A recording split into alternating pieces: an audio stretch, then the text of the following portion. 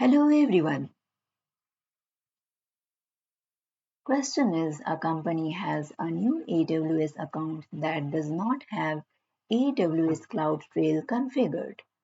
The account has an IAM access key that was issued by AWS Security Token Service AWS SCS. A security engineer discovers that the IAM access key has been compromised within the last 24 hours. The security engineer must stop the compromised IAM access key from being used. The security engineer also must determine which activities the key has been used for so far. What should the security engineer do to meet these requirements? Option A in the CloudTrail console under CloudTrail event history search by access key for the compromised key with the correlated events and identify which IAM user the key belongs to. In the IAM console, revoke all active sessions for that IAM user. Option B. Create a new CloudTrail trail.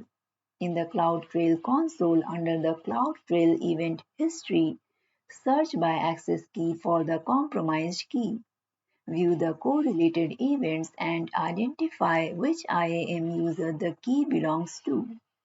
In the IAM console, revoke all active sessions for that IAM user. Option C. Create a new CloudTrail trail. In the CloudTrail console under the CloudTrail event history, search by access key for the compromised key. View the correlated events and identify which IAM role the key belongs to.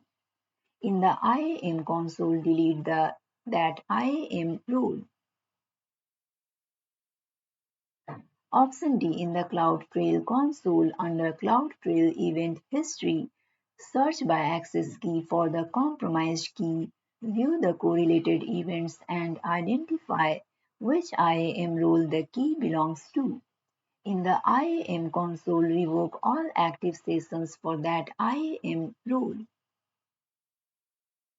Correct answer is option A.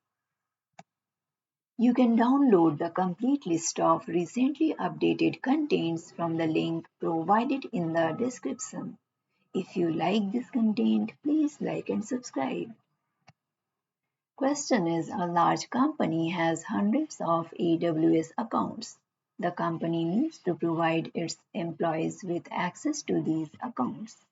The solution must minimize scalability and operational efficiency.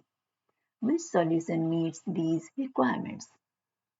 Option A. With each AWS account, create dedicated IAM users that employees can assume through federation based upon group memberships in their existing identity provider. Option B. Use a centralized account with IAM roles that employees can assume through federation with their existing identity provider. Create a custom authorizer by using AWS SDK to give federated users the ability to assume their target role in the resource accounts. Option C. Implement AWS Control Tower for multi-account management by integrating AWS single sign-on with the company's existing identity provider. Create IAM roles for the identity provider to assume. Option D. Configure the IAM trust policies within each account's role to set up a trust back to the company's existing identity provider. Allow users to assume the role based on their SAML token. Correct answer is option B. Question is a company recently set up Amazon Guard Duty and is receiving a high number of findings from IP addresses within the company. A security engineer has verified that these IP addresses are trusted and allowed.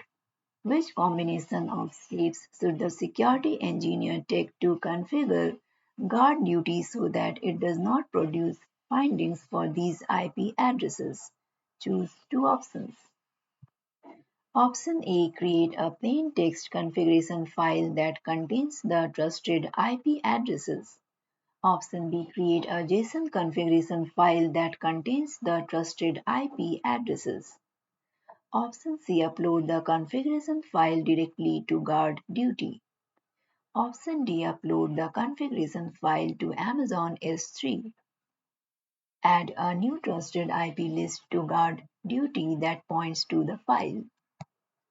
Option E. Manually copy and paste the configuration file data into the trusted IP list in the guard duty. Correct answer is option D and option E. You can download the complete list of recently updated contents from the link provided in the description.